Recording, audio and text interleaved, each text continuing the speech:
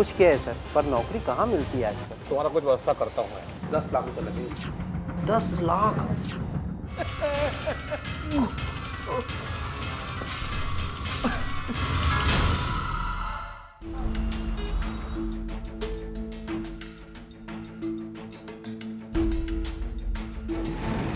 भैया कलेक्ट्रेट चलोगे क्या?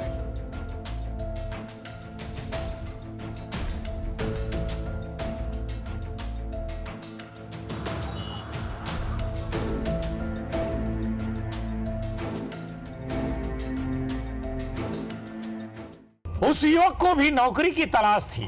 उसके भी ख्वाब थे कि वो खुद अपने दम पर कुछ करे और समाज में उसे भी मान सम्मान मिले। लेकिन कई दफ्तरों के चक्कर काटने और हर जगह कोशिश करने के बाद भी उसका ये ख्वाब पूरा नहीं हुआ। फिर एक दिन उसकी जिंदगी में उस शख्स की एंट्री हुई जिसकी उसे तलाश थी। रायपुर, बिलासपुर, कोरबा, दुर्ग सहित छत्तीसगढ़ के अलग अलग जिलों में हुई सच्ची घटनाओं का इस एपिसोड में नाट्य रूपांतरण किया गया है। और सर कैसे हैं आप? बढ़िया बढ़िया, आप बताओ क्या हाल है? अरे और दिनेश, आओ आओ। अरे क्या राकेश? अरे यार बहुत अच्छा यार, काफी दिन बाद मिला यार। और तू कैसे है यार? मैं तो अच्छा हूँ। इनसे मिलो, ये है विनोद खांडे सर, मंत्रालय में काम करते हैं। Hello sir Dinesh. और बता भाई दिनेश, आजकल तू काफी परेशान सा दिखता है, क्या बात है? अरे यार परेशानी की बात ही है, ऑफिसों के चक्कर लगा लगा के थक गया हूँ सर, पर कहीं नौकरी लगती नहीं। हाँ, आजकल सरकारी नौकरी मिलना भी आम बात कहाँ रह गई है। क्या किया है आपने? सर वैसे तो मैंने एमएससी पास किया है। कंप्यूटर किया है? वो सब कुछ किया है सर, पर नौकरी कहाँ मिलती है आजकल। अरे ऐसी कोई बात नहीं है, अगर नहीं हो पा रहा है तो मेरे से मिलना, मैं आपको कहीं ना कहीं जुगाड़ बिठा दूंगा। जी सर, मैं बिल्कुल मिलूंगा सर। आप अपना मोबाइल नंबर दे देते सर। एक काम करो, तुम मेरे घर आना, कल मैं तुम्हारा कुछ व्यवस्था करता हूँ, ठीक है? ओके, थैंक यू ठीक है सर। ना? Okay okay okay. परेशान मत हो भाई दिनेश, सब हो जाएगा यार, मैं हूँ ना तेरे साथ। यार मैं काफ़ी परेशान।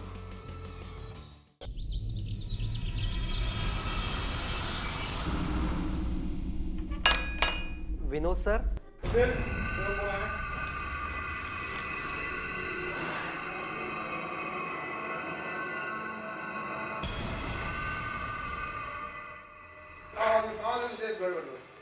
नमस्ते सर।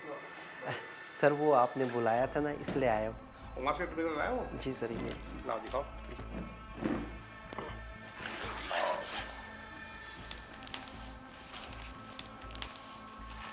नंबर तो भाई बहुत अच्छे हैं। सर। अब फिर भी तुमको नौकरी नहीं मिली? सर वो क्या है कि हम लोग सीधे साधे परिवार से हैं और हमारी ऊंची कुछ पहुंच भी नहीं है सर, इसलिए जहाँ भी जाता हूँ निकाल दिया जाता है। अब तुम सही जगह आ गए हो, तुम बिल्कुल टेंशन मत लो, तुमको नौकरी 101% मिलेगी, बस विश्वास रखो। सर ये एहसान में आपका ज़िंदगी भर नहीं भूलूंगा सर।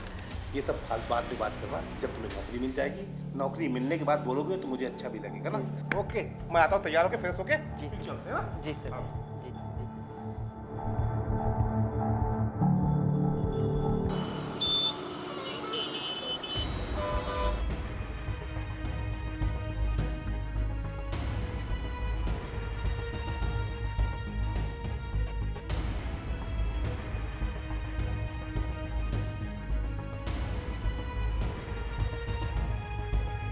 दिनेश तुम यहाँ बैठो, मैं साहब से मिल के आता हूँ, है ना? 5 मिनट बैठो, मैं मिल के आता हूँ। ओके।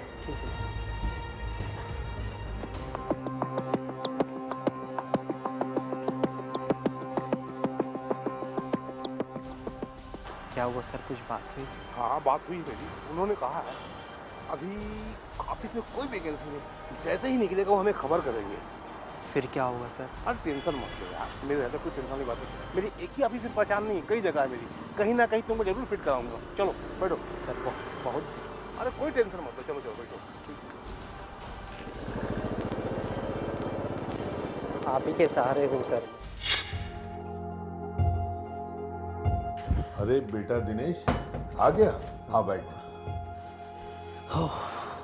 बेटा क्या हुआ तेरे नौकरी का? हाँ पापा, विनोद सर मुझे 3-4 जगह ऑफिसों में लेके गए थे और वो मेरे को बोले हैं तेरी जॉब लगवा ही देंगे। अरे बेटा कोई बिना मतलब कि क्यों नौकरी लगाएगा तेरे को है?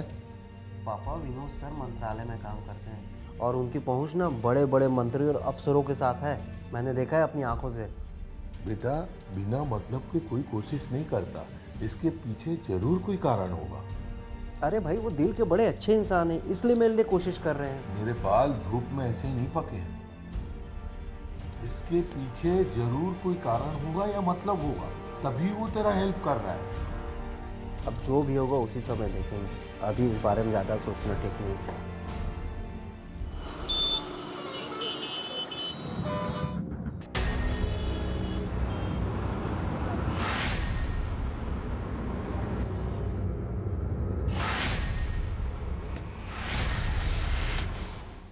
हाँ राकेश,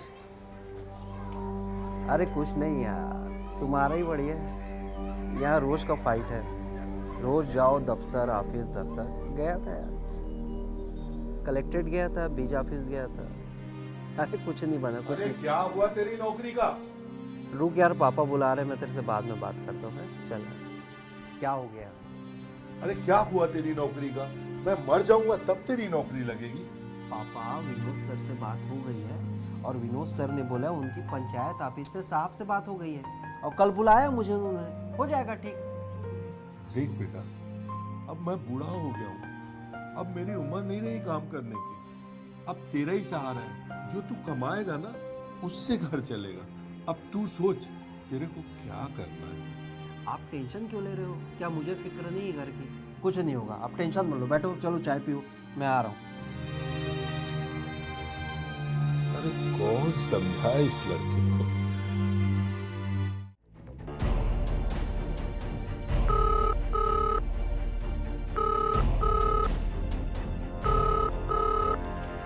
नमस्ते सर, दिनेश बोल रहा था। हाँ दिनेश बोलो। सर क्या करूं सर, बार बार फोन करना तो अच्छा लगता नहीं है, पर घर वाले परेशान कर रहे थे सर। दिनेश भाई मैं समझ सकता हूँ। सर कुछ कहीं बात बनी सर? हाँ, पंचायत भवन में मेरी बात हुई है। उन्होंने मुझे भरोसा दिलाया है कि मेरे आदमी को कहीं ना कहीं वो फिक्स करेंगे। कब तक हो जाएगा सर? एक दिक्कत है सर मुझे बताइए सर, क्या दिक्कत है? मैं ठीक कर दूँ सर, मुझे बताइए सर। फोन पर नहीं बता सकता। ऐसा करो तुम मेरे पास आ जाओ, बैठ के बात करते हैं। जी सर, मैं आता हूँ सर, मैं घर ही में हूँ, मैं तुरंत आता हूँ सर। थैंक यू सर, मैं आ रहा हूँ। विनोद ने अधिकारी से बात कर दिनेश की जॉब के लिए बात कर ली थी, लेकिन अब भी एक दिक्कत आ रही थी दिनेश और उसकी नौकरी के बीच। क्या थी ये परेशानी, बताएंगे एक ब्रेक के बाद।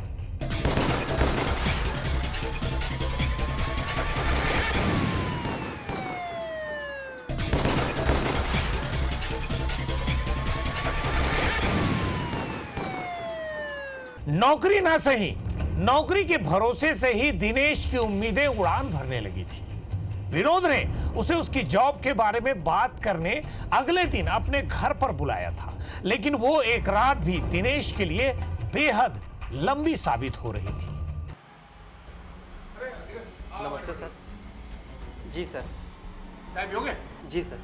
थोड़ा क्या लेना? दिनेश, मैंने जिला पंचायत में डेटा ऑपरेटर के लिए तुम्हारी बात कर ली है।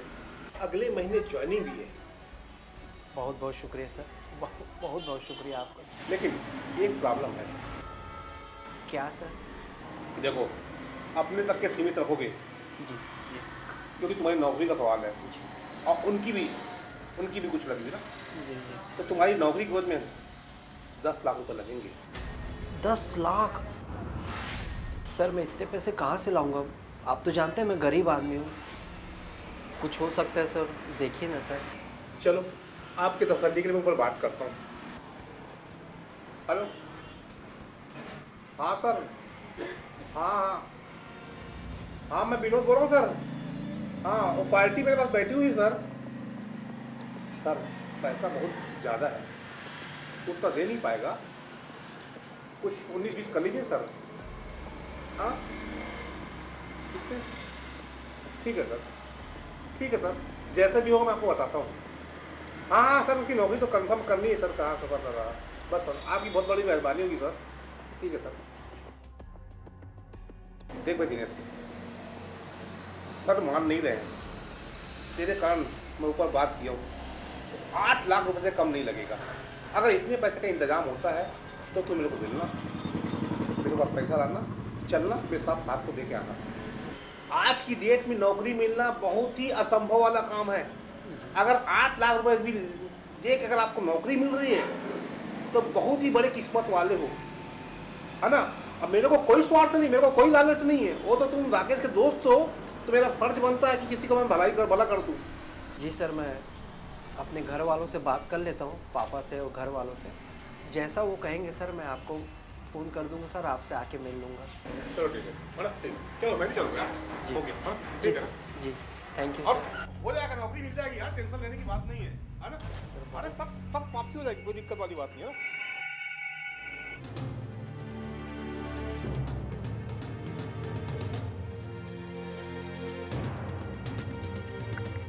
पापा आप समझते क्यों नहीं है, एक बार नौकरी लग जाएगी तो सब कुछ ठीक हो जाएगा। अरे घर गिरवी रखकर नौकरी लगेगा? एक बार सोच ले, अगर नौकरी नहीं लगी तो सर से छत भी चला जाएगा, फिर क्या करेगा, कहाँ रहेंगे बोल? हाँ पापा ऐसा कुछ नहीं होगा, विनोद सर अच्छे आदमी हैं और वो हमको धोखा नहीं देंगे। उन्होंने गारंटी दी है कि मेरी नौकरी लगवा देंगे। आजकल सरकारी नौकरी मिलती कहाँ है पापा, आप देखते हैं कितने मैरिट स्टूडेंट बेरोजगार ऐसी सड़कों पे घूम रहे हैं। अब तू बोल रहा है तो कोशिश करता हूँ, देखता हूँ इधर उधर से पैसे की व्यवस्था हो जाए, और अगर ना हो तो तेरे नौकरी के खातिर मैं घर भी गिरवी रख दूंगा।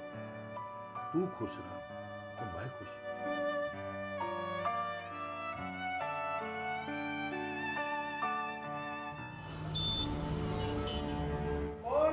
सर दिनेश आया था सर, मैं जी जी जी सर। हाँ उनकी नौकरी का कंफर्म कर देना, उनका लेटर उनके पास तक पहुंचा देना। ठीक है, ओके ओके, आ बैठिए। नमस्ते सर। हाँ हो गया, पैसे को ले जाओ। जी सर लेके आया था। ले आओ अल्लाह जी सर। पूरे 8 लाख है ना? जी सर। सर वो आप जिला पंचायत ऑफिस के बड़े साहब से मिलवाने वाले थे सर।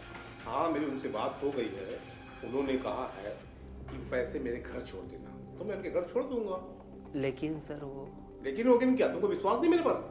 पकड़ो अपना पैसा और चलो। नहीं नहीं नहीं चलो सर। चलो चलो चलो चलो नहीं सर, चलो। नहीं नहीं नहीं सर, ऐसी बात नहीं है सर। डर लगता है ना, पिताजी ने घर गिरवी रख के पैसों का इंतजाम किया सर, इस वजह से, और कोई बात नहीं थी सर। इस बात का डर यार, अब तो तुम्हारे अच्छे दिन शुरुआत हो गए, जी सर। बुरे दिन खत्म। जी सर। अब सबसे पहले जाओ मंदिर जाओ, भगवान का दर्शन करो और नौकरी की तैयारी करो। जब तक कि तुमको ज्वाइनिंग लेटर नहीं आ जाए तब तक मैं चैन की नींद नहीं दूंगा, है ना। तुम जाओ बिंदास रहो, जी सर। आपकी नौकरी कंफर्म है ना। Thank you sir. ओके खुश रहो खुश रहो खुश रहो। जाओ अब आना तो मिठाई का डब्बा साथ में लेके आना। जी सर थैंक यू। जाओ जाओ जाओ जाओ। Thank you sir.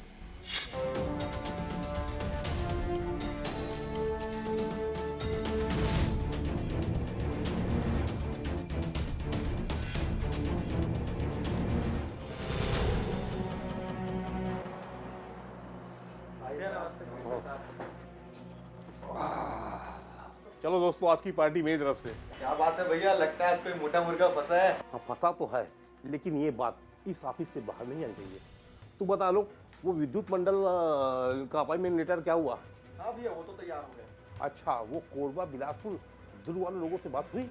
हाँ वहाँ तो बात हो गई है, वहाँ से करीब 25 अपॉइंटमेंट लेटर तैयार करनी है। चलो ठीक है, ये कारोबार तो जमकर चल पड़ा है।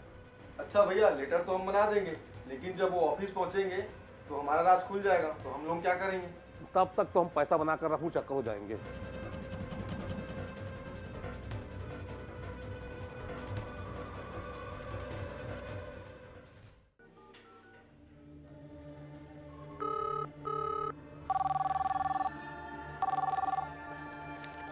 नमस्ते सर, दिनेश बोल रहा था सर। हाँ बोलो बोलो। सर वो 2 महीने हो गए सर, अभी तक उस नौकरी के बारे में कुछ पता नहीं चला सर। घर वाले भी बोल रहे थे। अरे बधाई हो धीरज भाई, बधाई हो, आपका ज्वाइनिंग लेटर आ गया है। आपको जिला पंचायत डेटा ऑपरेटर के पद पे नियुक्ति की गई है। सर आप मजाक तो नहीं कर रहे हैं? अरे भाई मजाक की बात की, आपका लेटर आ गया हो, आप आकर तुरंत ले जाओ।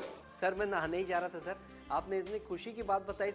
दिनेश सरकारी नौकरी मिलने की खबर से बेहद खुश था।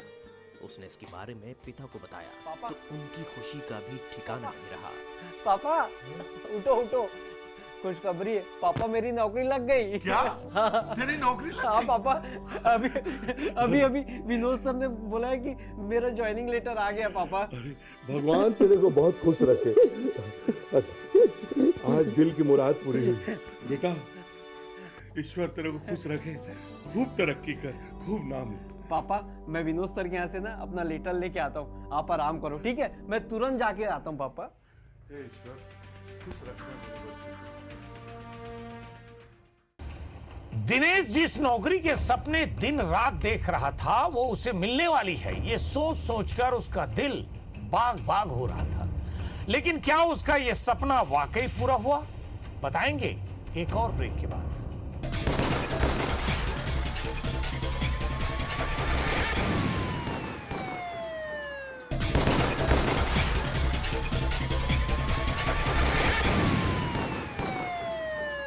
ढलती उम्र में बेरोजगारी की टीज क्या होती है शायद दिनेश जैसे लोग आसानी से समझ सकते हैं, लेकिन वो दिन दिनेश की जिंदगी का सबसे खास दिन होने वाला था जिसके इंतजार में उसकी रातों की नींद उड़ गई थी। दिनेश ने विनोद के पास से अपना ज्वाइनिंग लेटर ले लिया था और कुछ दिन बाद उसकी ज्वाइनिंग थी।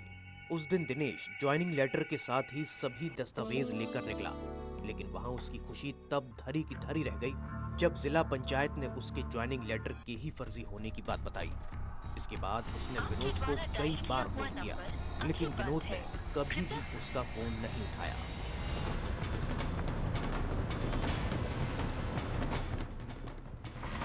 राकेश, राकेश, अरे क्या हुआ यार दिनेश, इतना दौड़ते हाँफते कहाँ से आ रहा है? अरे राकेश पहले तो ये बता, तूने जो विनोद सर का नंबर दिया था वो कहाँ है? वो आराम से हुआ क्या यार, और मुझे नहीं पता वो कहाँ है। अरे यार भाई वो नहीं मिले तो मैं बर्बाद हो जाऊंगा मेरे भाई। क्या हुआ, बात क्या बताए? अरे यार राकेश, उन्होंने मुझसे नौकरी लगाने के लिए 8 लाख रुपए लिए थे और झूठा सर्टिफिकेट दे दी नौकरी का उन्होंने मुझे, और उनका मैं मोबाइल लगा रहा तो वो भी बंद है मेरे भाई। और दूसरी बात ये है कि मैं उनके घर गया तो मकान मालिक ने बोला वो घर छोड़ के चल दिए भाई। क्या कैसे हो रहा है यार, बता ना विनोद सर का। मैं भी उन्हें अच्छे से नहीं जानता, मैं भी किसी के थ्रू ही मिला था भाई। देख राकेश, मैं कुछ नहीं जानता, मेरे को मेरे पैसे चाहिए यार, मैं कुछ नहीं जानता और विनोद भी चाहिए। अरे तू इस तरीके की हरकत मुझसे मत कर। तू तो ऐसा बोल रहा है जैसे मैंने तुझे कहा था कि तुम्हें पैसे दे दे। अरे यार तो तूने तो मिलवाया था यार, बोले अच्छा आदमी है यार, कैसे बात कर रहा है अब तू भाई? मिलवाया तो भाई तेरे ही काम के लिए मिलवाया था, मैंने तो अच्छे के लिए कि तुझे अरे नौकरी मिल जाए। अरे मेरे भाई, देख यार इस तरह की बात। अरे मैं बर्बाद हो जाऊंगा यार, अरे मैं बर्बाद हो जाऊंगा। विनोद के साथ राकेश मैं तेरे को भी देख लूंगा, तू रुक अब, तू रुक अब।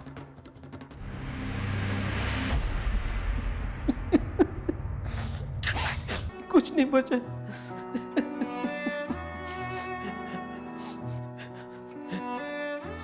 पूरे घर को बर्बाद कर दिया। मैं मर जाऊंगा ना तभी इस घर का टिकूंगा। बर्बाद कर दिया मैं सबको, मैं जिंदा नहीं रहूंगा, मेरे को जीने का मन भी नहीं सह।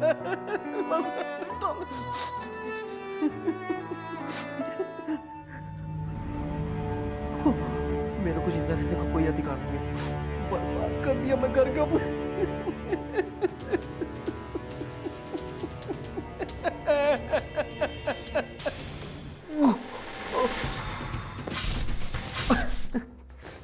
दिनेश, दिनेश, ये क्या पागलपन है? पागल हो गया क्या? फेंक इसको, फेंक। अरे बेटा, जान देने से क्या होगा? है? पापा इसके सिवा मेरे पास कोई रास्ता भी नहीं बचा। अरे तो जान देना कोई काम है क्या? इससे कोई हल निकलेगा? है? पापा मुझे मर जाने दो, मैं जिंदा रहना नहीं चाहता, आप मुझे मर जाने दो बस। ऐसा नहीं कहते बेटा, इस बुढ़ापे में मैं कहाँ जाऊंगा? तू सोचा मेरा क्या होगा तेरे बगैर? है? अरे वैसे भी मैं आपके क्या काम आ रहा हूँ, आपने इतना पढ़ाया लिखाया, अच्छा इंसान बनाया। अरे अब तो ये घर भी हमारा नहीं रहा पापा। कोई बात नहीं, हम पुलिस की मदद लेंगे, लेकिन मरने की बात मत करना मेरे लाल। नहीं बेटा, नहीं, ऐसा नहीं बोलते मेरे। चल हम पुलिस की मदद लेंगे, वही उसको सजा दिलाएंगे। चलो उठ उठ उठ, उठ। चल चल चल, हम पुलिस की मदद लेंगे। चल चल। छत्तीसगढ़ राज्य के कई जिलों में इस तरह की नौकरी के नाम पर ठगी की वारदातें सामने आई हैं, जिनकी शिकायत पर पुलिस ने कार्रवाई करते हुए कई शातिर ठगों को गिरफ्तार किया। ऐसे ही एक गिरोह का भांडाफोड़ करते हुए कोरबा पुलिस ने 9 आरोपियों को गिरफ्तार किया है, जिन्होंने कई बेरोजगार युवकों से करीब 1.5 करोड़ रुपए की ठगी की है। पकड़े गए आरोपियों से भारी मात्रा में फर्जी नियुक्ति आदेश, कई युवकों से शैक्षिक प्रमाण पत्र, रुपए लेन देन के कागजात, diary, register, bank passbook, ATM card, bank जमा पूंजी, पैन कार्ड, नौकरी हेतु भरे गए आवेदन पत्र फॉर्म, फोटो व नकली सामग्री जब्त की गई है। वहीं इनमें से एक आरोपी परसराम खांडे SECL में कार्यरत है। हमारे देश में फैली बेरोजगारी कुछ लोगों के लिए रोजगार का जरिया बनी हुई है। बेरोजगार युवक पहले ही नौकरी को लेकर परेशान होते हैं और उनकी परेशानियों का फायदा उठाकर शातिर बदमाश ऐसा जाल बुनते हैं कि पीड़ित कई बार खुदकुशी करने को मजबूर हो जाते हैं। लेकिन आप हौसला दिखाएं और इन शातिर ठगों को उनके असली मुकाम तक पहुंचाने में पुलिस की मदद करें। गुनाह में आज बस इतना ही। अगले हफ्ते फिर आऊंगा एक और जुर्म की सच्ची दास्तां के साथ। सब कुछ किया है सर, पर नौकरी कहाँ मिलती है आजकल? तुम्हारा कुछ व्यवस्था करता हूँ मैं। 10 लाख रुपए लगेंगे। 10 लाख?